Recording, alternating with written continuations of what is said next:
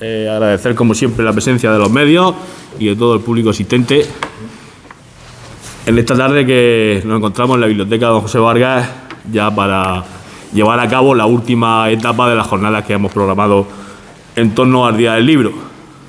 Después de la conferencia que nos dará hoy Pepe Gil, nos quedará mañana a las 7:30 un taller de lectura con la Asociación de Mujeres Anónimas, titulado Ahora sí. Hasta mañana también es el plazo para enviar los microrrelatos del concurso de microrrelatos de la biblioteca Don José Vargas Gómez. El miércoles y el jueves el jurado decidirá. Y el viernes será el último acto de la programación, donde a las 7 se hará lectura de los 3 microrrelatos ganadores, primero, segundo y tercer premio, y se entregarán los premios. Y a continuación habrá un podcast, que es un acto bastante innovador este año, que es algo así como un programa de radio emitido por plataformas de internet, para el que no lo conozca, por canales literarios, con Javier Martínez, Javier de los Hechos, de aquí de Abarán, y los escritores Pedro Martín y José Luis Cantós. Bueno, pues será en directo también aquí en la biblioteca. Nos han dicho, bueno, ya el escritor que vino, Fernando de Casa, la semana pasada con las armas de casa que habíamos dado en el clavo, con los dos escritores. Y bueno, pues esperamos pasar. Girará en torno a libros que se han llevado luego al cine, y el título es A mí me gustó más el libro. Será el último acto. Y ahora a continuación, pues bueno, pasaré la palabra al alcalde y os dejaremos seguidamente con Pepe Gil, del Centro de Estudios Baraneros. Nos dará una conferencia de Emilia Pardo Bazán, de la vida y la singularidad de la vida y la obra de Emilia Pardo Bazán. Y bueno, Pepe, agradeceros mucho a ti, tanto a ti como a Pepe Jarra y a toda y a ti por la invitación y al centro de Estudios Baraneros, y deciros que os seguiremos dando el follón, ¿vale? Vale, que colaboréis con nosotros. Muchas gracias. O sea que ya cada vez estamos más feos, más viejos. No. Eso es. Bueno, yo, con la brevedad que requiere presentar al conferenciante que nos acompaña, José Gil, Pepe Gil. No voy a comentar nada que nadie sepa, porque al final, que nadie nos sepa en este caso, una persona siempre relacionada, vinculada a la cultura de Abarán, que durante muchísimos años, también dedicado a la docencia, ha tenido la posibilidad de impregnar con sus conocimientos y su cultura a muchas generaciones de estudiantes de Abarán. Hoy quiere traernos una visión sobre la singularidad de la vida de doña Emilia Pardo Bazán, una de las mujeres más relevantes de la literatura española, probablemente junto con Rosalía de Castro y pocas autoras más muy célebres dentro del siglo XIX, uno de los máximos exponentes también del naturalismo, que es una corriente literaria de la que también Pepe Gil nos hablará esta tarde. Yo quería también traer un poco a la reflexión de las personas que están hoy aquí en la biblioteca José Vargas la idea que doña Emilia Pardo Bazán tantas veces trató de defender, no sin dificultades, porque en una sociedad patriarcal como era la de la Galicia del siglo XIX, la de España de esa época, la necesidad de culturizar, de trasladar los conocimientos y que las mujeres pudieran progresar siempre en igualdad de derechos con respecto a los hombres, cosa que no le fue fácil y se ganó injustamente las críticas de algunos de sus coetáneos, incluso desde la corriente de algunos autores realistas, no ya del romanticismo, que es una literatura más alejada de las circunstancias de la sociedad. En cualquier caso, Emilia Pardo Bazán, como mujer luchadora, mujer emprendedora y mujer que trató en todo momento de defender los derechos de las mujeres. Vamos a aprender mucho más de ella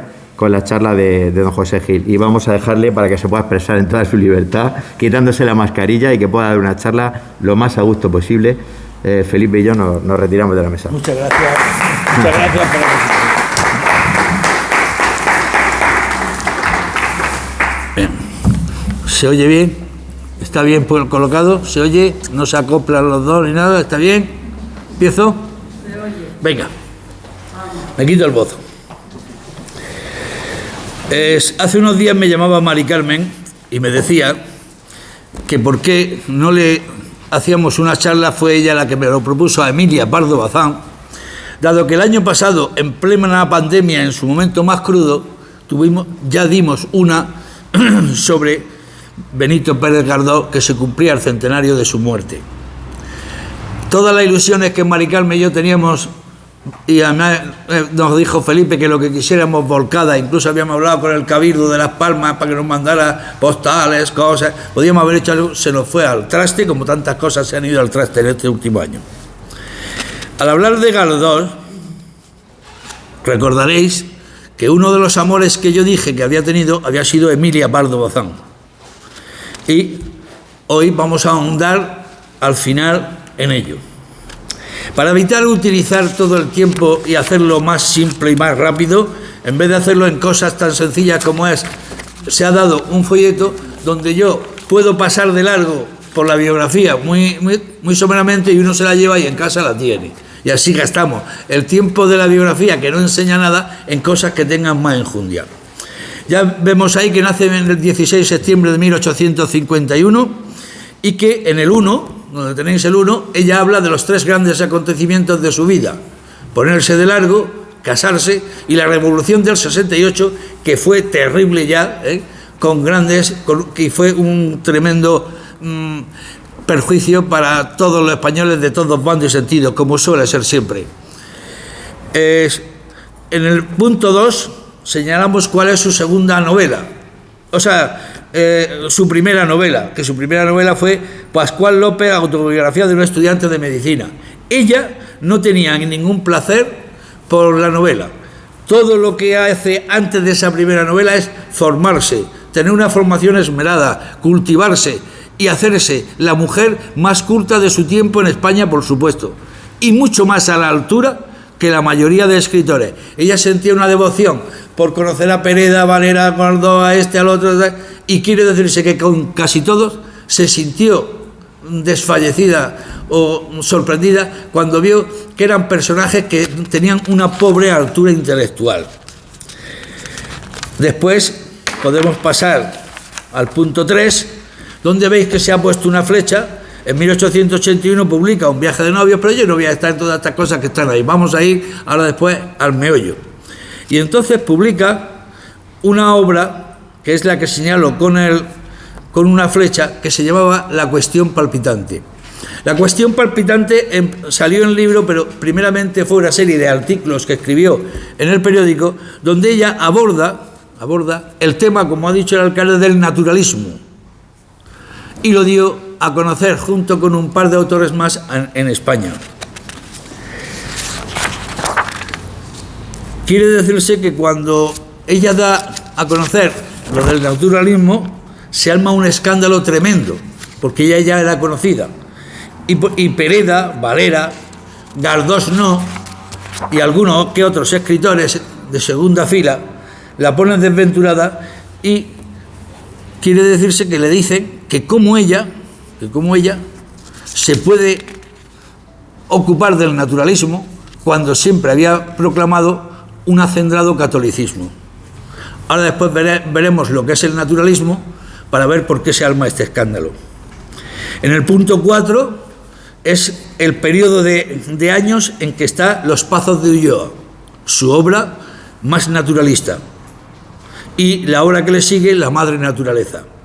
Los Pazos de Ulloa es una obra al estilo de como son las obras decimonónicas, donde se suelen describir con mucha minuciosidad una serie de ambientes, generalmente rurales, donde manda un señor cacique de lugar, pero más bien venido a menos y pobre, digamos, de espíritu y de valor intelectual. Quien lo lea pues se encontrará que el personaje principal de la obra es don Julián, un cura nuevo que llega a los Pazos de Ulloa para enderezar la vida de don Pedro, que es el señor del lugar. Lo convence y se lo lleva a la ciudad para que se case, se casa y vuelven después a los Pazos de Ulloa con su mujer y su hija. Pero aquí que en los Pazos de Ulloa había un señor que se llamaba Pedro, que en realidad era el que llevaba todo el cotarro, el que gobernaba al señor, porque el señor en su afán de estar a gusto, disfrutando del dinero él no se ocupaba de nada. Y este señor que tenía a su puesto era un señor que llevaba a todos los aparceros, a todos los que tenían tierra y a todos los que tenían eso, los llevaba fritos, de forma que luego al final caía sobre el jefe lo que él no había tenido la valentía de seguir. Y claro, cuando se ve que llega don Julián, el cura, que ella lo presenta como un hombre justo, porque en su acendrado catolicismo, lejos de presentar a sacerdotes impíos y eso, presenta a personas de valer, y la mujer de don Julián, que también era católica hacendada, pues se establece ahí una serie de luchas por ver si pueden pronto acabar con Primitivo, que era el señor que lo llevaba todo a más no poder. Ahí pronto descubre Julián que había un chaval que se llamaba Perucho, y que Perucho, que era hijo del administrador y de la tal Isabel, era hijo ilegítimo del marqués. El tal Perucho, o sea, el tal Primitivo, que tenía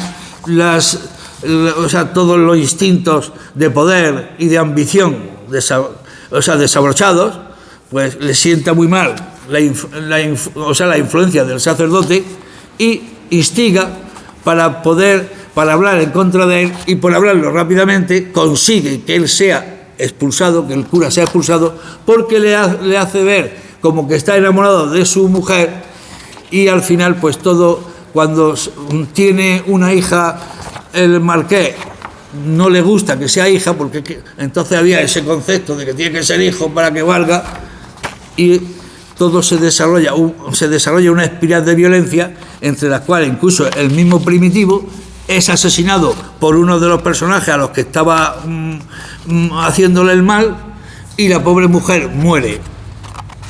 Años más tarde vuelve don Julián, el cura, y se encuentra que allí solamente quedan dos niños, el niño y la niña, y es el hijo de don Julián y la niña que había tenido con su esposa. Se llevaban muy bien y se querían, y él pues recuerda cómo había sido todo de doloroso ese final. Es así de sencillo, no hay más. Durante este periodo es cuando empiezan a surgir los conflictos entre doña Pardo Bazán y su esposo, porque hay un momento que, como ve cómo hablaban de su mujer, el hombre no lo puede soportar, y entonces le pone a ella al asunto de que eligiera o la literatura o él, y ella elige la literatura. Hacia 1890 se separan amistosamente, guardaban las formas en algunas situaciones o cosas, pero ellos ya estaban separados, e incluso no se sabe si la separación llegaron a hacerla totalmente, porque hay un escrito de separación, pero no se sabe si se llegó a hacer. Pero el caso es que ellos ya vivían separados.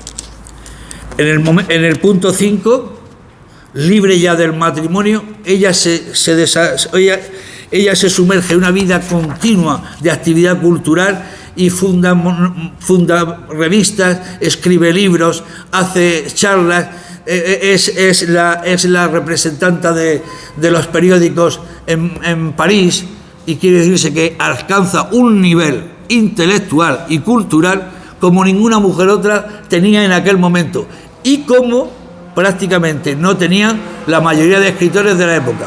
Solamente hay un escritor que estaba a su altura, y que eso lo hablaremos cuando acabe con la biografía, que estoy deseando de acabar. En el punto 6 vemos que las décadas siguientes también son de una gran proliferación de obras, y sobre todo ella es una gran polígrafa. Ella es una conocedora de la literatura española, de la francesa, de la inglesa y de la alemana y de la italiana, como no había otros, y además había aprendido lenguas para leerlos en su propio salsa, porque hay giros y situaciones que si tú no los lees la lengua del escritor, tú no te enteras. Tú ves el Ulises de Joyce y quiere decirse que el Ulises de Joyce está lleno de segundas frases, de segundas palabras, de frases que son ambiguas, pero que tú no te enteras porque lo estás viendo en traducción. En el punto 7 he puesto ya cómo doña Emilia ya está reconocida, está en lo más alto de su fama.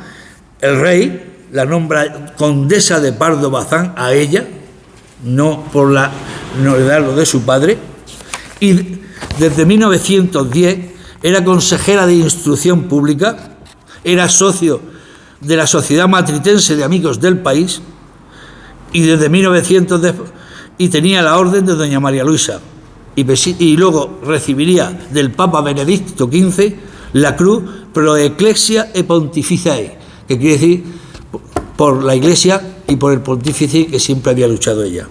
En 1916, el ministro de Instrucción Pública se salta al torero las reglas que a la mujer casi le impedía estar en la universidad y la nombra catedrática de literatura comparada de lenguas neolatinas en la Universidad Central. Es justo decir, o injusto decir, que muchos días profesores y gente de la cuerda contraria le hacían la Pascua para que ella no fuera nadie a escucharla. Es cierto, la ingratitud con la mujer siempre se ha dado y eso no podemos negarlo. El 12 de mayo de 1921 tenía problemas de diabetes, se agravan y entonces muere. Muere casi un año después que su amado Benito Pérez Galdós. Y esta es a grandes rasgos la vida y que cualquiera puede entrar en ella si se siente después y no merecía la pena estar con mucho tiempo. Y bien, libre ya de los lugares comunes que supone la biografía, tenemos que ocuparnos de algunas cosas.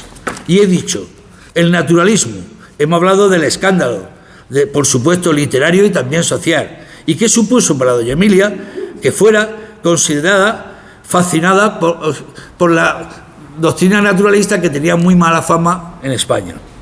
Yo voy a hacer, ayer decía Pepe Jarra, y tenía razón, que no era cuestión ni era el momento de hacer sobre el Quijote, porque estaba hablando del Quijote, hacer una clase sobre la técnica narrativa del Quijote. Pero aquí, pues yo comprendo que muchos de vosotros hace tiempo que estuviste en el instituto, o a lo mejor tenéis una idea estereotipada, o no sabéis exacta, y yo voy a hacer un poco de profesor, me lo vais a soportar, y voy a explicaros, eso sí, vulgarizándolo, bajándolo al nivel más que pueda, explicar lo que es el naturalismo. Mirad, desde 1871 a 1893, un francés, Émile Zola, escribió una serie de novelas que agrupó bajo el nombre de Rougon-Macquart. Los Rougon-Macquart son 20 y tantas novelas donde coge a una familia y a lo largo de todos los tiempos los va observando, los va estudiando y los va mostrando a la sociedad. Zola escribía como los realistas, es decir, que tú lees una página de Zola, del naturalismo, y es lo mismo que el realista. Cosas, detalles como el piso, cómo era los dineros que tenían, cómo era el personaje, cómo era su psicología.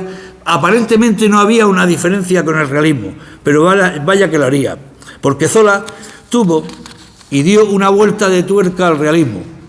Si este era el de Stendhal o Balzac, la grandeza, Stendhal y Balzac pusieron la grandeza de la burguesía y las miserias de la burguesía, pero este baja un plano más y se va principalmente a lo que había empezado, dado el maquinismo y el industrialismo de mitad del siglo XIX, y principalmente se ocupa de lo que es el proletariado y sus problemas. ¿Dónde tomó Zola sus ideas para hablar de ello? Pues las tomó de la filosofía positivista de Comte, de las doctrinas de Taine, y las leyes y la herencia y la evolución de Darwin, y las posturas sociales del marxismo.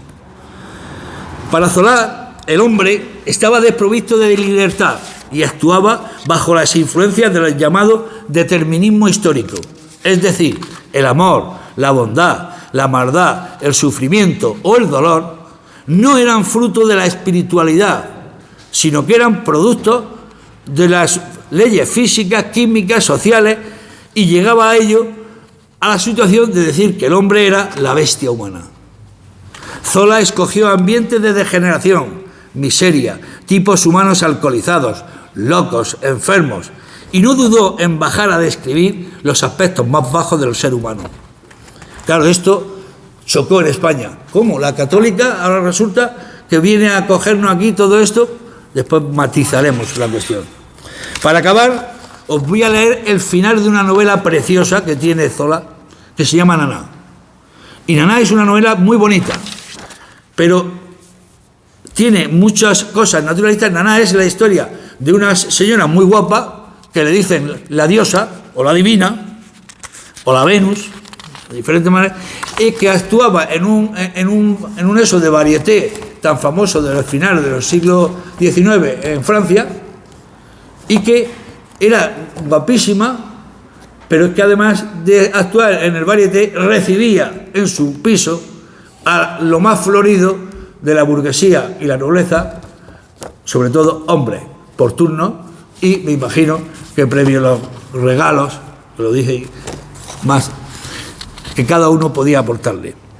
El final de Naná, creo que si lo escuchamos y nos damos cuenta, es propio de qué es el naturalismo. Fijaros, Naná ha vuelto de un viaje y se encuentra que su hijo ha muerto de viruela.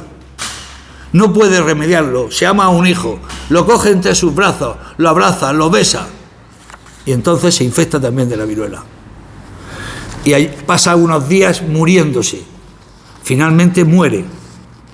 Y le ayudan, o sea, tiene unas cuantas amistades que la ponen en un hotel donde muere, y finalmente cuando ha muerto dice aquí, dice, una luz viva iluminó bruscamente la cara de la muerta. Fue horrible. Todos se estremecieron y huyeron. Está cambiada, murmuraba Rose Mignon, saliendo la última. Al salir cerró la puerta. Naná quedaba sola, la cara al aire, en la claridad de la bujía. Era un montón de huesos, lo que quedaba de humores y sangre, una paletada de carne corrompida, arrojada allí sobre el colchón. Las pústulas habían invadido todo su rostro. Un botón tocaba el otro, y marchitas, hundidas en su aspecto de barro gris, parecía un enmohecimiento de la tierra sobre aquella papilla informe en la que no había rasgo. Un ojo, el izquierdo, estaba completamente sombrío en el hervor de la purulencia. El otro, medio abierto, se hundía como un agujero negro y corrompido. La nariz supuraba todavía. Una costra rojiza partía la mejilla e invadía la boca, arrancándole una risa abominable. Y sobre aquella máscara grotesca y horrible de la nada, los cabellos, aquellos hermosos cabellos, conservaban su reflejo de sol, cayendo como un chorro de oro. Venus se descomponía.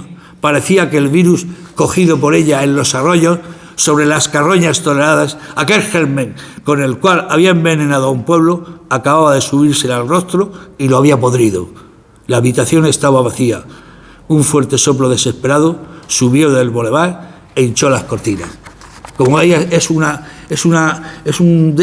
descripción donde ha bajado a lo más bajo, y no ha dicho de gusano porque no hacía días que hubiera estado muerta.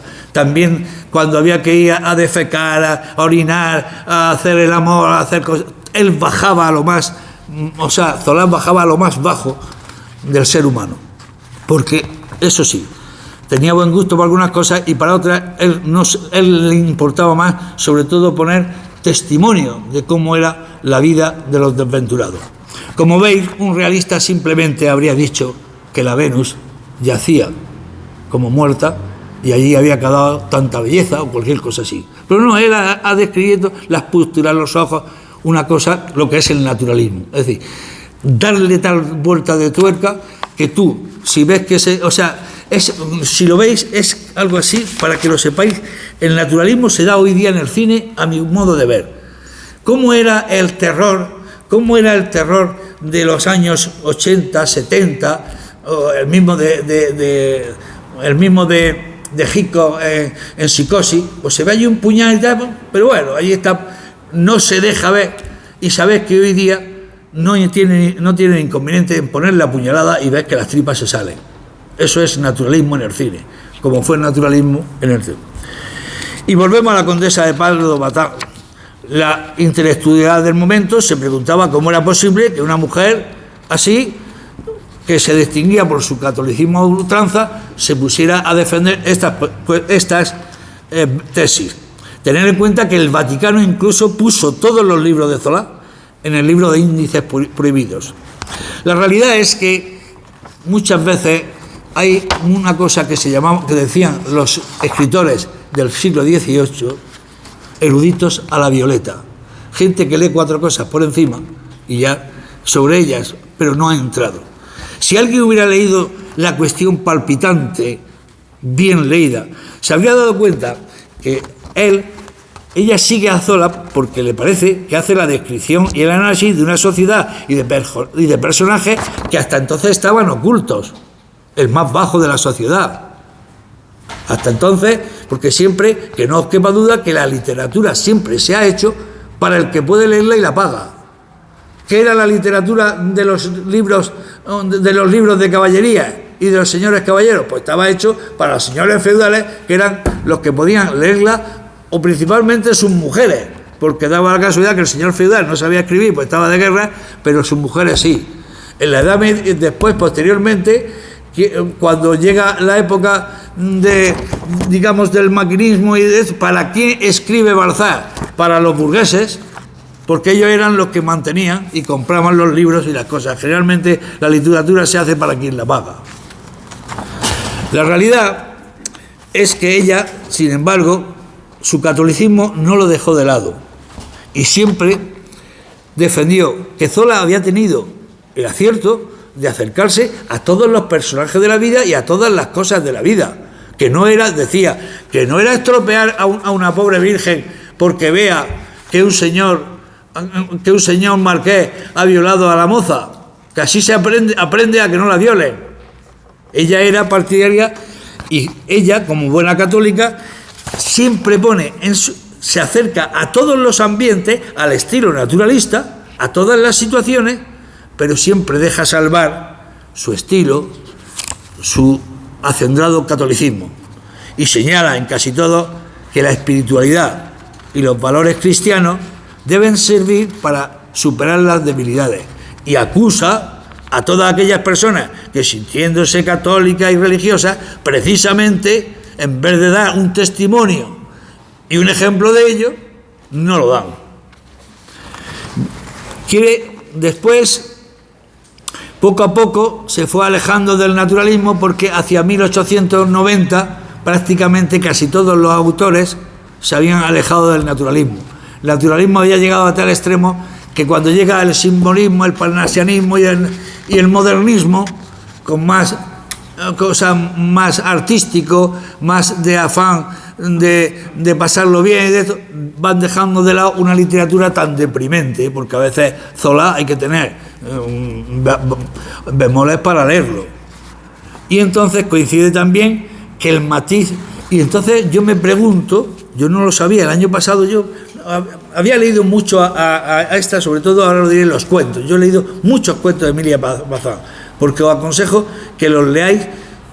Si encontráis una colección de cuentos, leerla, porque es clara, precisa, con la palabra exacta, tiene una escritura y un dominio del lenguaje para coger la palabra. O sea, es una maravilla la de Emilia Bazán en su estilo.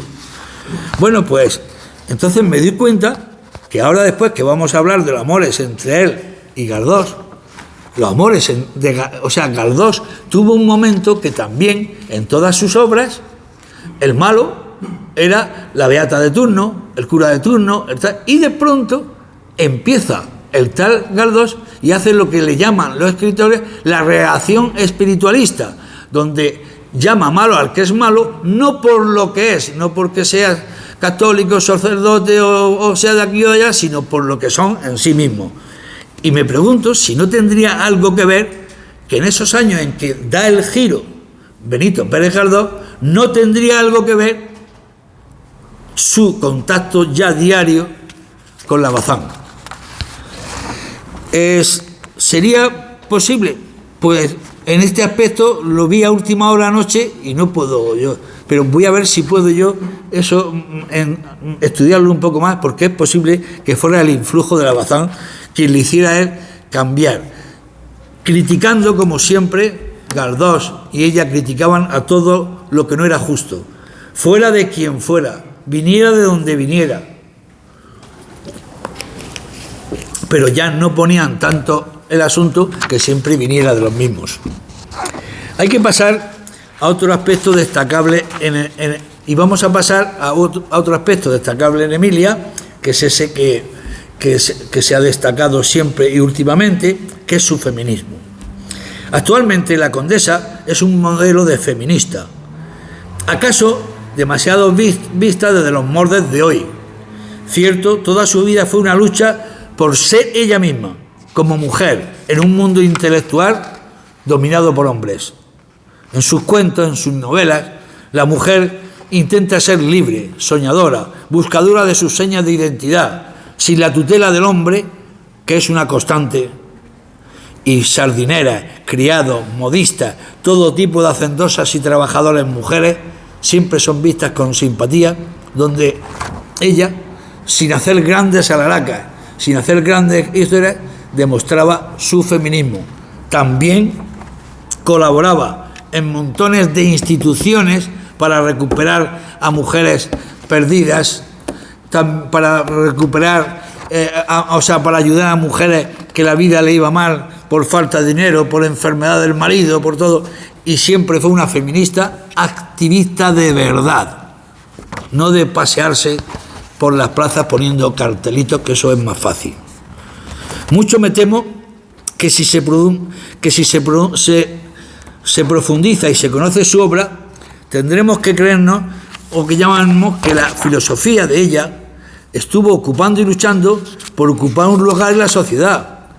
Es lo que ella pensaba que la mujer como ser humano tenía derecho.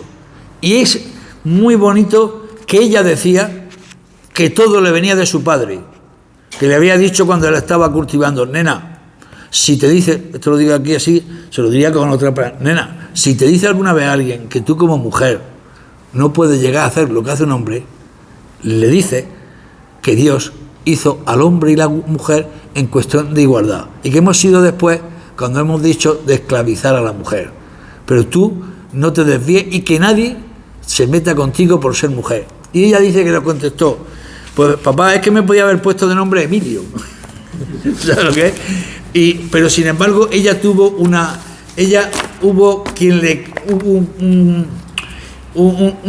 asesor que le dijo: oye, como tus novelas me gustan y tal, para que sean mejor acogidas, ¿por qué no te pones un nombre, un seudónimo masculino y las pones como masculino? Como le pasó a Cecilia Borde Farbe, que se llamaba Fernán Caballero. Y ella dijo que ni mucho menos. Dice: yo tengo que ser Emilia Pardo Bazán. Y el que quiera leer mis libros sabe que tiene que leer los libros de Emilia Pardo Bazán. También me temo que la figura de la Pardo Bazán estaría muy lejana de esos postulados de algunos momentos feministas que de verdad, que yo no digo que no luchen por valores, pero tienen que estar allí con todo al aire y entonces llevar aquí los rótulos. Ella no me la veo yo en ese asunto. Ella si hubo de luchar o de lucir los pechos, estoy seguro que sí lo hizo, pero en su vida privada y profusamente con sus escritores y sus amigos.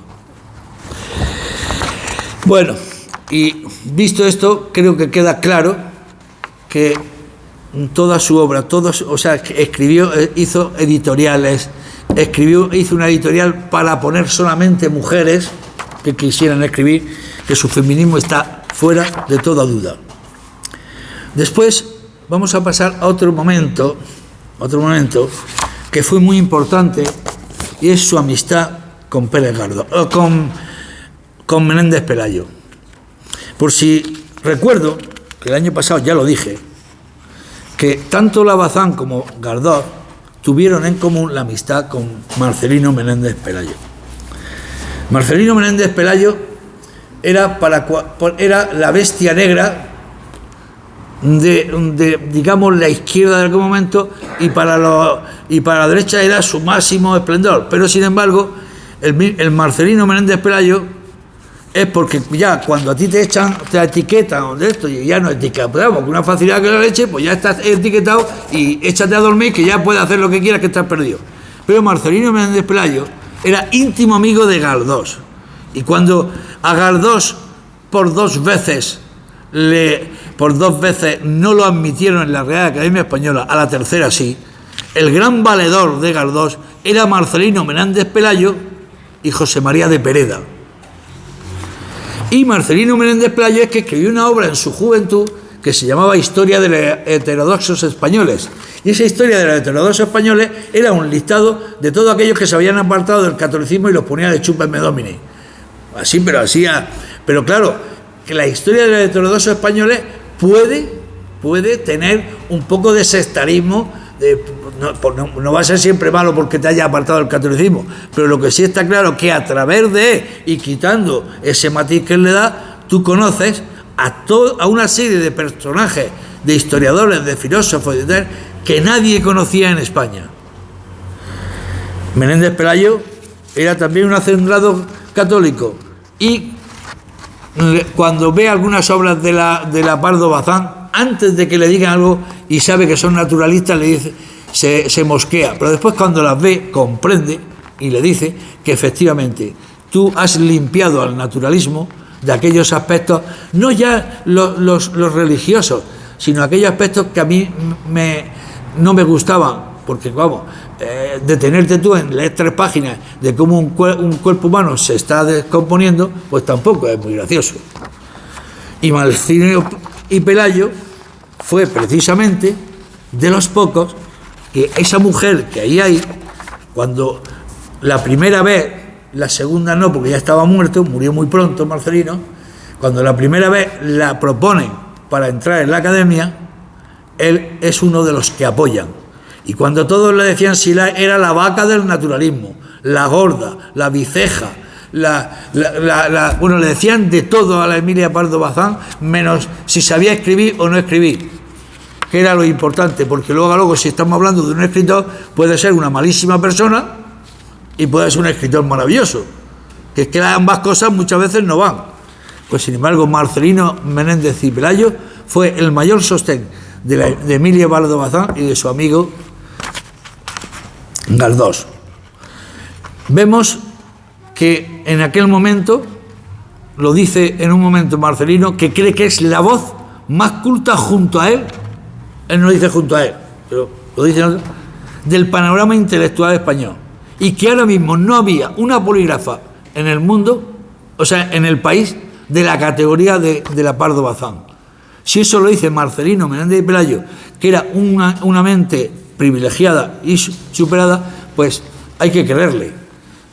Y además solamente tuvo don Marcelino un pequeño problema con la Emilia Pardo Bazán, y fue el siguiente, que la Emilia Pardo Bazán un buen día en una de sus cartas, se cruzaron muchas cartas, y todas las cartas de don Marcelino, más de 70.000, están en la Biblioteca Nacional, entre ellas ella, le comenta que iba a hacer una historia que iba a iniciar una historia de la literatura española. Y entonces don Marcelino le dice a un amigo común de ambos, dice, nada más dice, para que este día me eche la pierna por encima, me falta que empiece antes que yo a hacer la historia de la literatura. Él se quedó también sin hacerla. Marcelino Menéndez y Pelayo escribió sobre los primeros escrituras españolas, sobre la Edad Media, sobre todos los siglos, los escritores, pero nunca los unió todos en una historia de la literatura. Pero está claro que la mayoría de las primeras investigaciones, aunque después cuando se han perfeccionado, que se hicieron, eran de Marcelino Menéndez y Pelayo. Después de esto, pues quiero decir que ella siempre tuvo el respeto de las personas cultas, sobre todo tuvo el respeto de Marcelino Menéndez Pelayo, de Galdós. Valera al final tuvo que bajarse de la burra y le había puesto mal, y el mismo Pereda lo convence en una charla en Santander. Marcelino Menéndez Pelayo y Galdós le hacen ver que esta mujer, y le manda a Pereda una carta a esta señora diciéndole, siento mucho todas las cosas que sobre usted he dicho. Y ahora vamos a pasar parte de las cosas que muchas veces le han hecho y que yo digo, ¿y por qué esto? Y es los amores de la Pardo Bazán. La Pardo Bazán fue esposa fiel y amante, mientras que le duró el matrimonio. Hasta aquí hemos llegado, ya lo dice, hasta que la muerte la separe o hasta que el divorcio se separe, tampoco iba a estar. Y por lo que se ve era una mujer algo fogosilla, después también lo veremos. Tras la separación vivió algunos episodios que han sido que ella los llevó con mucho, lo llevaron con mucho encanto y discreción, hasta el extremo que pasaron 2 o 3 temporadas en Alemania, ella y Galdós, porque dice que Alemania era un sitio donde iban por la calle y si le apetecía darse un beso se lo podían dar, que aquí en España te armaban una camorra que la leche. Hemos ido siempre un poco retrasados en esto de todo eso de cintura para abajo, y ella también incluso decía, cuando decían de católica, dice, oiga, es que yo de cintura para arriba soy una católica integral y de cintura para abajo naturalista total. Así pues, la Pardo Bazán y él tuvo algunos amores, no muchos, pero siempre lo llevó con delicadeza. Parece contrastado que en su afán ella de acercarse a los escritores famosos, se acercó a Blasco Ibáñez y terminó siendo amante de él una temporada. Todo acabó abruptamente y no se hubiera sabido si no hubiera sido porque el tal Blasco Ibáñez le armó una camorra pública donde la acusó de que uno de los cuentos que había escrito la Pardo Bazán se lo había contado a él la noche esa en que sabíais lo que estábamos haciendo y yo estaba muy cercano a ti. O sea que si le contó, voy a hacer esto, la Pardo Bazán, pues a lo mejor es cierto, dijo, ahora te lo voy a hacer yo y te fastidio.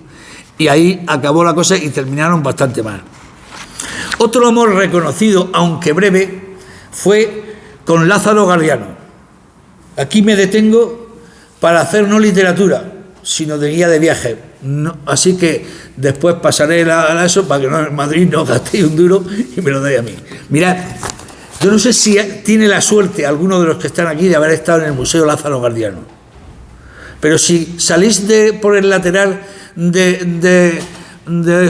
subís por la calle Serrano para arriba, dejáis a la izquierda el Museo de Historia y empezáis a ver todas las grandes tiendas con las marcas caras y que con una chaqueta de esas me hago yo 10 trajes durante un montón de años, Pues al final de todo sube la calle Serrano y cuando bajas te encuentras a la derecha, después a la izquierda, si subes para arriba un poco está el Centro de Documentación Histórica, pero a la derecha te encuentras con un palacete que yo le di mucho el follón a mi mujer y a mi nuera, y al final fuimos a verlo, con un palacete de 3 pisos, que era del tal Lázaro Galdiano.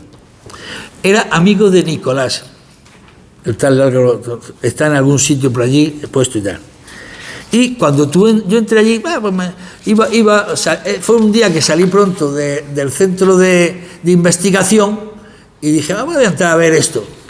Y yo me quedé maravillado. Mirad, desde la parte de abajo que hay cosas armas antiguas, cosas del medievo. Hay una sección de libros con primeros ejemplares, uno de ellos escrito a mano, de la Pardo Bazán. Y entonces te vas a la planta primera y ves pinturas de todas clases, y ves mesas preciosas, y ves armas, y ves cuadros, y ves joyas, y ves relojes de todo. Bueno, es desde la planta primera hasta la última un coleccionismo atroz que yo no sé ese hombre cómo pudo gastar tanto dinero en todo lo que allí ves.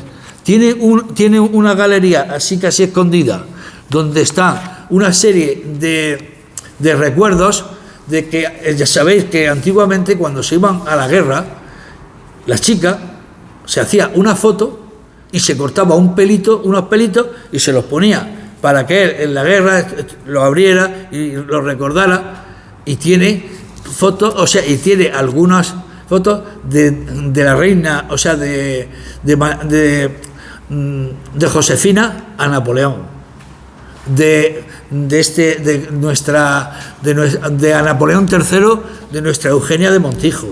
O sea, cosas que son incalculables el valor y que es precioso visitarlo. Y me vuelvo a Pardo Bazán. Finalmente, tuvo algún que otro devaneo por ahí, pero sin importancia, y finalmente acabó en Galdós. Fueron tan discretos que solamente en 1947, cuando se pudieron desclasificar, porque todas las cosas se les pone desde hace tiempo inmemorial, se le pone un tiempo para poderlas desclasificar y verse, en 1947 Carmen Bravo Villasante tuvo acceso a las cartas que la Pardo Bazán le escribió a Galdós. Y entonces la estuvo viendo, entonces descubrió que no habían sido cartas solamente de hablar de literatura, sino que habían sido cartas donde evidentemente también el amor había estado presente. Y el amor tórrido, el amor en su expresión más plena. Incluso en algunas de ellas se nota que casi estaba más enamorada ella de Galdós, que Galdós era un ser. Claro, Galdós, si recordáis eso del año, tenía 3 o 4 hermanas a su alrededor, no necesitaba una mujer para nada, y él se dedicaba a su pululeo. Y era un cómodo. Pero esta, que era una mujer de alma Tomás, se enamora tanto de él y le dice de legalizar su situación. Y es en ese momento cuando él se aleja un poco de ella, cuando le ve que ella le apretaba un poco, porque ella en realidad, sus convicciones pues le decían de vivir un amor estable y como mandaba Dios. Otro misterio que hay en los amores entre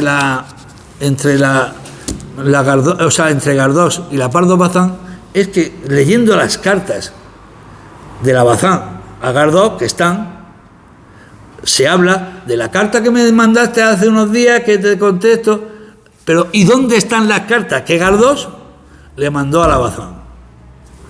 Ahí hubo, hasta hace algún tiempo, había una teoría que ha llegado hasta nuestros días, y sabemos que yo no voy a entrar en eso, yo tengo mi opinión sobre eso, ni la voy a decir, y es que sabemos todos los conflictos que ha habido hace poco con el Pazo de Mairás, que se lo regalaron a Franco, porque en aquel tiempo pues todo el mundo era más franquista y era más franquista que Franco, eran todos los que habían por todos los pueblos tratando de hacerle la pelota, porque por cualquier cosa le llevaban una medalla de oro, pues los gallegos pues le regalaron el Pazo, y allí estaba el Pazo con todo, con casi todo. Y entonces muchos creen, o dijeron, y le echaron la culpa a doña Carmen Polo de Franco, de que como era una remingadilla, cuando viera estas cartas las quemaría. Sin embargo, hace poco ha habido un tal Guillermo Blázquez, que es uno de los representantes de la Cuesta de los Libreros en Madrid, dijo de haberlos visto hace unos 80 años en casa de un historiador que los tenía depositados, y que le dijeron, y que tenía la orden de que hasta el año no sé cuánto no las pusiera. Le habían dicho las que se lo dieron a ellos, que fueron las sobrinas de la Pardo Bazán. Claro que lo que nos quedan son las cartas de la Pardo Bazán, y son pues totalmente desinhibidas. Hoy día está el académico, hace poco, para esto fueron a verlo, a ver si las cartas las podía sacar su hija, porque ha muerto, y su hija dice que ha estado buscándolo por todos lados y que no sabe si es que se la habrán quitado, que dará idea, pero que de verdad, de momento esas cartas están perdidas. Algunos siempre pues muestran, en todas las cartas se muestra una libertad tremenda para tratarse. No vayáis a creer que la tal Pardo Bazán era suave como amante, porque os voy a poner aquí algunas de las frases que me he leído de un montón de cartas, pues he sacado así las que me hicieron más gracia. Hay en una que le dice: te como un pedazo de mejilla y una guía del bigote. En otra dice: en cuanto te coja no queda rastro del gran hombre que eres. O sea, que le dice, no me daba el alma hasta las últimas raíces. Dice, en prueba te abrazo fuerte, a ver si de una vez te deshago y te reduzco a polvo. Si yo me acuesto contigo y me acostaré siempre, y si es para algo execrable, bien, muy bien, sabe a gloria, y si no también muy bien. Siempre será una felicidad inmensa que contigo, y solo contigo, se puede saborear porque tienes la gracia del mundo, y me gustan más que ningún libro. Yo sí que debía renunciar a la lectura y deletrearte a ti solo. Hay 1000 corrientes en mi pensamiento, que solo contigo desahogo. En un minuto te puedo dar más bienes y alegrías que nadie. ¿Que no has sido feliz estas últimas tardes? Ayer me han dicho que Zola está a punto de enloquecer por miedo a la muerte. Qué tonto es ese hombre de genio ahora que lo veo. Miedo a la muerte. Si hubiera vivido una semana lo que yo y tú, no le tendría miedo ninguno. Te aplastaré, te morderé un carrillito y tu hocico ilustre, y te obligaré y te daré besar mi escultural teta gallega. Búscame casita, niño.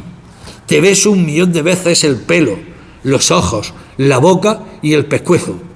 Siempre me he reprimido algo contigo por miedo a causarte daño físico. Es que claro, era muy debilucho y ella ya lo ve que era una mujer de alma pura. Dice, siempre me he reprimido algo contigo por miedo a causarte daño físico y alterar tu querida salud.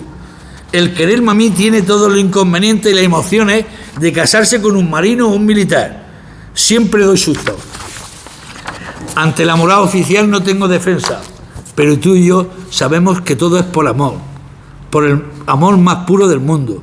Le hemos hecho la mamola al mundo necio que prohíbe estas cosas.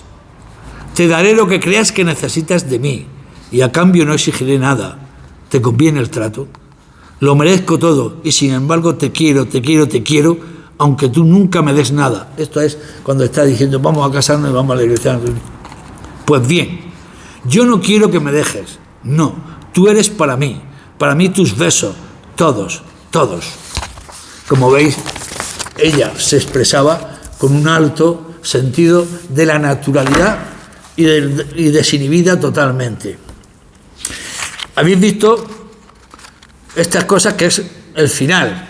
Me gustaría, no sé si esto va a dar de sí, estoy calculando el tiempo, ¿qué llevo? ¿Más o menos el tiempo tuyo, Pepito?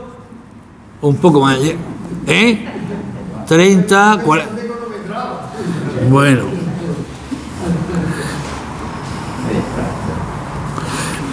Ahí vais a ver, por ejemplo, una descripción de un médico, para que veáis. Dice, ¿quién no conoce a un médico en la ciudad, en la provincia, que desdeña sobre todo el dinero? Lo desdeña con sinceridad, sin alaraca. Podía ser rico. Su fama de mago más que de hombre de ciencia le permitiría exigir sumas fuertes por las curas increíbles que realiza. Pero para él existen la conciencia, el alma, la otra vida, un sinnúmero de cosas que mucha gente suprime por ser un estorbo tiránico y se limita a tomar lo que basta del modesto o del que tiene. No tiene coche, ni hotel, ni cuenta corriente en el banco. En cambio espera tener un lugar en el cielo, al lado de los médicos que hayan cumplido con su deber, de los cristianos, que algunos hay, y hasta en el santoral lo encontramos con su aurelo todo. El doctor llamado Zutano abre su consulta a las 8 y ahí están en dos lugares, la gente que tiene dinero y paga y la gente que no tiene. Empieza la consulta invariablemente por un pobre al que no le va a cobrar, después pasa un rico, así alternativamente, hasta que el médico, rendido de cansancio, ya no puede más. Jamás se vio una diferencia de duración entre las consultas pagadas y no pagadas, porque él pensaba que en el cielo sería recompensado con la mejor de las pagas. No termino, el cuento es más largo. Como veis, sus personajes siempre están imbuidos de ese espíritu que en realidad los buenos cristianos deberíamos de tener. Todo esto pasó hasta aquella pasión de don Benito en ciertas anotaciones y donde don Benito se quejaba de no haber sido justa con ella.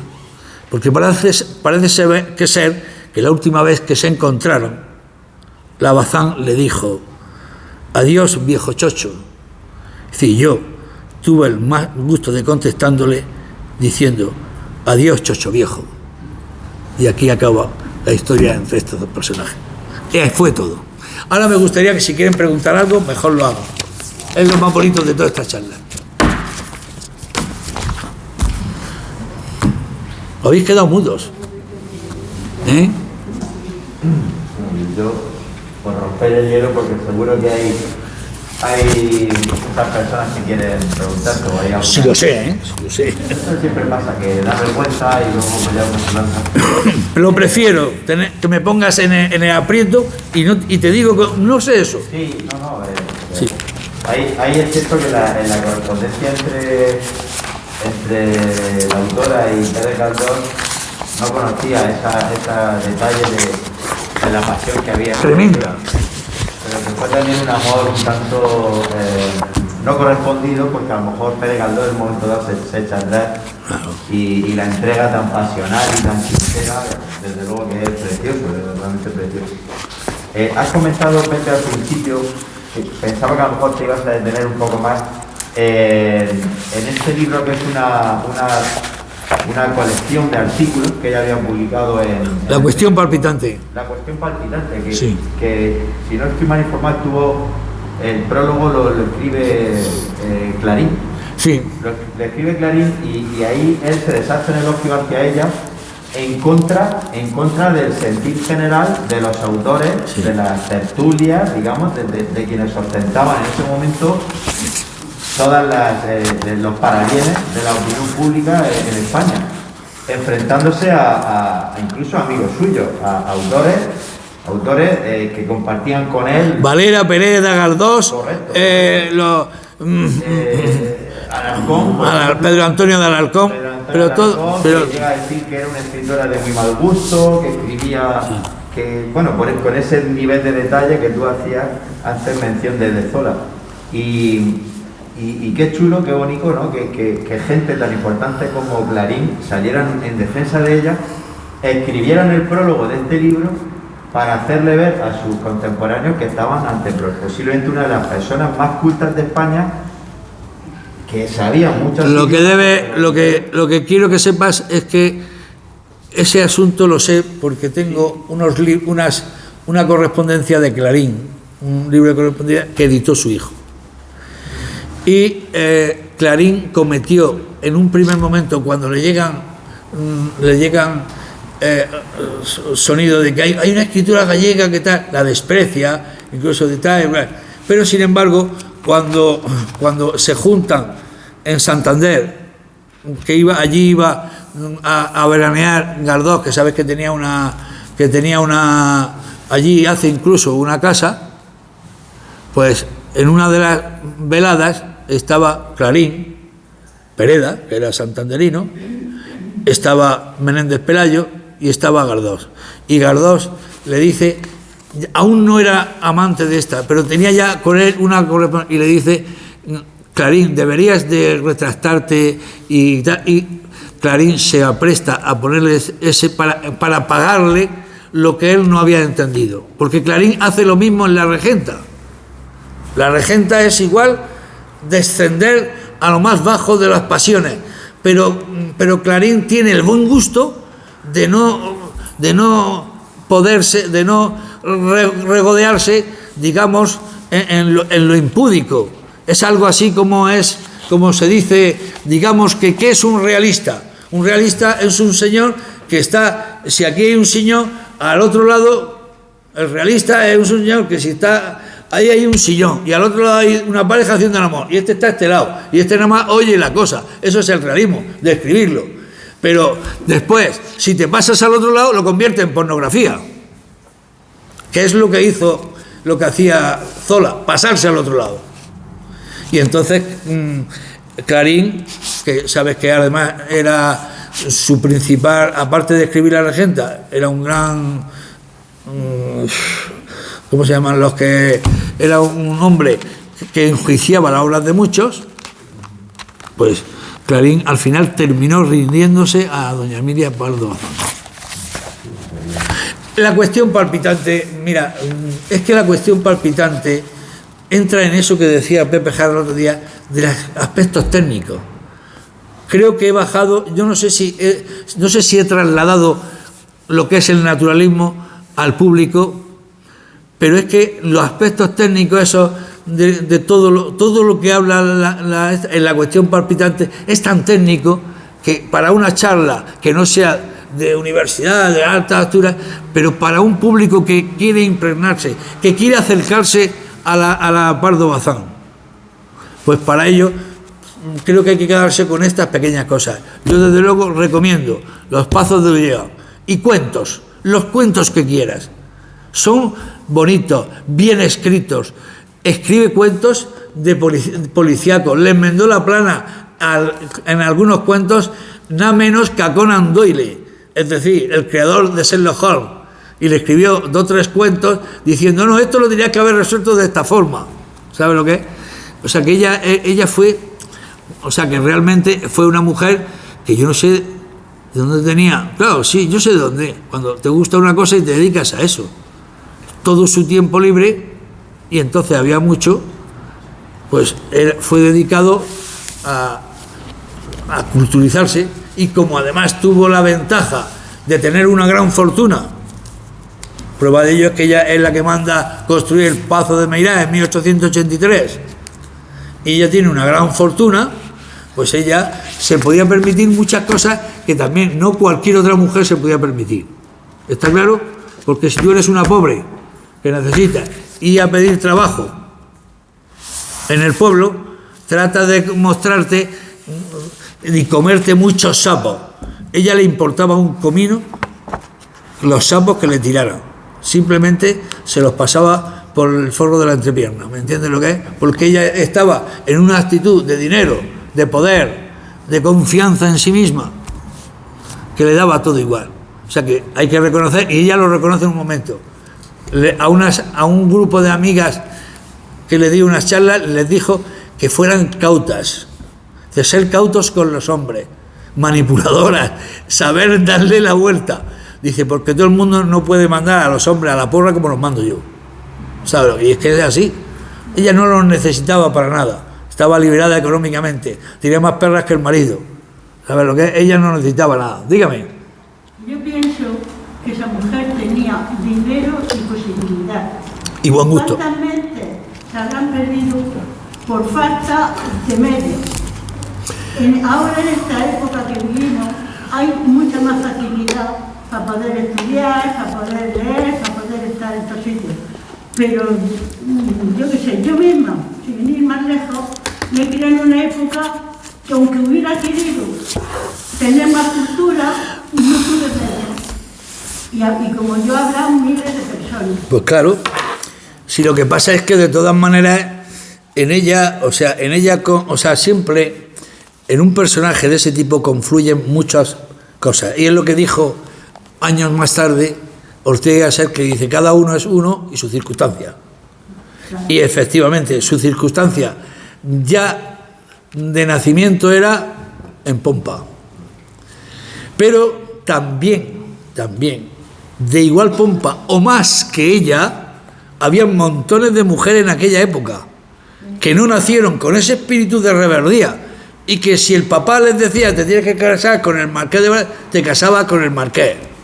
Por cierto, a ella uno que quiso ofenderla le dijo, dice, es como el marqués de Bradomín de Valle Inclán, pero al revés, es mujer, porque el marqués de Bradomín es un personaje que describe es el Valle Inclán, que lo describe Valle Inclán diciendo que era feo, católico y sentimental. Dice, esta igual, fea, católica y sentimental. Porque ella la verdad es que era poco agraciada físicamente, pero oye, algún encanto tendría cuando los hombres caían como moscas. Sobre todo parece ser que era muy escuchadora también, porque esa es otra cosa que es interesante, que sepas escuchar, y que ella desde luego tuvo medios y los supo convertir en cultura. Porque yo no he hablado, porque no vine al cabo a esto, porque si me pongo a hablar de una enciclopedia que escribió sobre los poetas griegos y romanos, que es como era, es que es de los primeros que analiza la métrica romana y griega, pero eso es para otro tipo de charla. Aquí tenemos que traer esa cultura, que es cultura, porque si hacemos una charla por los suelos no vale, pero también tenemos que traer una cultura que empuja, que te da un empujón, que te dice, coño, me voy a leer yo a esta mujer, más que dártela toda masticada. ¿Está claro? Yo desde luego recomiendo, y ya lo digo, los cuentos es una preciosidad. Los Pazos de Ulloa, ya sabéis lo que le pasa a todos los realistas. Es que no habéis leído momentos de realistas que se tiran 10 páginas describiendo cómo es un lugar y tú terminas reventado. Sin embargo, pero que ella, o también viendo las maldades, pero bueno, ahora os tengo que decir claramente lo que pienso. Yo tengo que decir lo que pienso. Creo que entre escuchar los conflictos del Arrocito y el Mujer de la 3 y todos esos rollos macabeos, leer un cuento de esta señora sale fortalecido anímicamente. ¿Está claro? Yo me preguntaba el otro día, Señor, estoy ya a punto de morirme. Y estoy a punto de morirme porque dice que uno, cuando no entiende el mundo en que vive, es que está a punto de irse. Y cuando yo veo que si entras al mundo, al país, periódicos de alta altura, a esto otro, allí hay un apartado para Rocito, digo, arrasca. O sea, digo, es que me he vuelto tan intransigente, no entiendo el problema tan importante para España de estos personajes, que yo eso no lo entiendo. Me estoy a punto de morirme, ¿eh? No lo entiendo, no entiendo. Y digo yo que tantas personas de este bando, de aquel, del otro, del de arriba, del abajo, que han luchado en este país para que tengamos cultura, tengamos tal y cual, y que nosotros lo hayamos convertido en los reality esos traídos de los chicos del chicle de América, ¿eh? Todo eso es todo lo que tenemos que aprender, ¿eh? No hay teatro español para poder representar todas las noches, o sea, cada semana un teatro, no hay cosas para hacer que sean más culturizables, pero hija, la bestia humana que decía Zola, a lo mejor se la alimenta mejor con el Mujer. Oye, por lo menos interesante es, cuando dicen de matar a tíos, matan allí a uno, a otro, en una noche se cargaron a medio sí. Venga, alguna cosita más. Dígame usted, estaba yo esperando, venga. Si pudiéramos traer a esa señora a la realidad que tenemos hoy en España, se muere.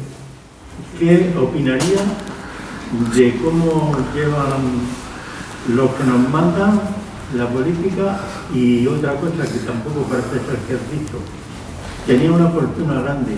Sí. ¿La tenía con la bolsa abierta o era de puño cerrado? Que ella hizo ella vivía muy bien. Ella dejó a su familia muy bien. ¿Me entiendes lo que es? Pero que ella, o sea, cuando he dicho que vivía bien, ella no era una ricachona de esas de última, eso. Ella no era Lázaro Gardiano. Que Lázaro Gardiano debía tener, si vosotros veis el museo ese, decís, pues ¿cuánto dinero tenía este tío?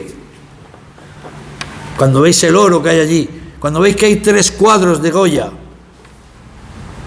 ¿eh? No, ella tenía mucho dinero y ella atendía, sobre todo en Coruña, atendía a través de ciertas comisiones que tenía, comedores, cosas a su coste. O sea que ella era una mujer que colaboraba que no solamente era con la boca, que también colaboraba. Que no lo entendía. Y lo que te he preguntado, ¿qué diría de la sociedad que tenemos? Pues hombre, hay que saber que la tal Pablo Bazán se extraña a mucha gente que fuera tan liberal, tan amante de la mujer. Sobre todo, lo que más destaca en ella, por encima de las opciones políticas, es su feminismo. Y mucha gente dice, ¿y cómo esta tía era así? Pues hombre, pues porque si es que reconocer la dignidad de la mujer no tenía que ser ni de aquí ni de allá, debía de ser algo que es consustancial a un buen ser. Ella por si no lo sabéis, hasta casi los 30 años, fue carlista. Agárrate. El carlismo, por si no lo sabéis, era la opción de don Carlos, el de las guerras carlistas, y los carlistas frente a los isabelinos, que creían que debía de haber unas cortes que lo regularan todo. Los carlistas hablaban del monarca absoluto, la religión católica por encima de todo. O sea, Isabel sí, era católica y tal, pero no, el que no quiera ser que no lo sea. O sea, que ella, en cierto modo, pero fue evolucionando, porque además su padre era del Partido Liberal Progresista, aun siendo conde. Claro, era del Partido Liberal Progresista. Y posteriormente, ella en política más, o sea, no se señaló, no he vuelto ya a recordar, e incluso fue atacada por unos por creer que una señora así, hija de un conde, de un marqués, no puede ser de él. Y por otros que decían, coño, esta es una traidora entre nosotros. ¿Entiendes lo que es? Porque si tú proclamas que debes dar salarios justos, que debes de atender a la mujer, que debes hacer programas culturales para darle buena educación a la mujer, pues algunos que les gustaría haber tenido a la mujer en aquella época, hoy día ya poca gente, aún lo hay, quiere tener a la mujer en la cocina y con la pata quebrada. ¿Está claro? Pues yo no sé. Yo pienso que lo que más le hubiera asustado, se hubiera alineado políticamente aquí o allá, pero lo que más le hubiera asustado es la desculturización en que se vive. Porque sabes que aunque todo el mundo sabe leer y escribir, que no en aquel momento, no está aprovechando los medios que los últimos 40 años mismo de echar en la educación miles y miles y miles de dinero, y luego no los ves que fructifiquen. ¿Por qué? Pues no lo sé. ¿Me entiendes? Como ella que en sus novelas o en Galdós o en su teatro intentaban enmendar la plana al pueblo, enseñarle a tener buenas costumbres, buenos sentimientos, buenas cosas, iba a estar de acuerdo con esos folletines que se meten, o esas tardes hablando allí de la fulana y la otra, y venga, yo te quito la piel. Seguro que ella diría, ¿esto qué es? Yo estaría en contra de todo eso. Por encima de derecha e izquierda, por encima de ideología. Ella, sobre todo, tenía esa cosa que a partir de la Revolución Francesa, pues en muchos sitios se moderó y fue lo que se llamaban los ilustrados, personas que querían que el pueblo estuviera preparado. Hoy el pueblo está preparado, pero ¿para qué? A veces ¿para qué? Sabes tú que, no sé, aparte de que yo no me gusta hacer adivinanzas que no sé cómo serían. Yo que sé dónde estaría ella. O sea, yo sé si estaría con Más Madrid o con vos. Busca el grupo a ella. O sea, sobre eso sí te digo. Siempre habría estado, incluso apartándose de un lado o de otro, habría estado con la mujer. Eso es lo que más claro está en su idea. Porque mira, te cuento como hay un momento, yo leí una vez un escrito donde ella decía que su imagen política, su seguimiento político era de Rerum Novarum. De Rerum Novarum fue la encíclica del Papa León XIII, cuando ante la salida del marxismo y el anarquismo, él se da cuenta que la Iglesia tiene que reaccionar. Y es cuando habla otra vez de que la Iglesia también tiene que tener sindicatos católicos, tiene que ocuparse de los pobres, tiene que ocuparse de eso, porque la Iglesia ya lo mandó Jesucristo, que era ser allegada al que no tiene. ¿Me entiendes? Aunque también la Iglesia es otra cosa, también es luz para el que está triste, para el que está para morir, es muchas cosas más. ¿Algo más? Bueno, pues yo Espero que lo hayáis pasado un rato, que haya estado a la altura de lo que esperabais, y nada más.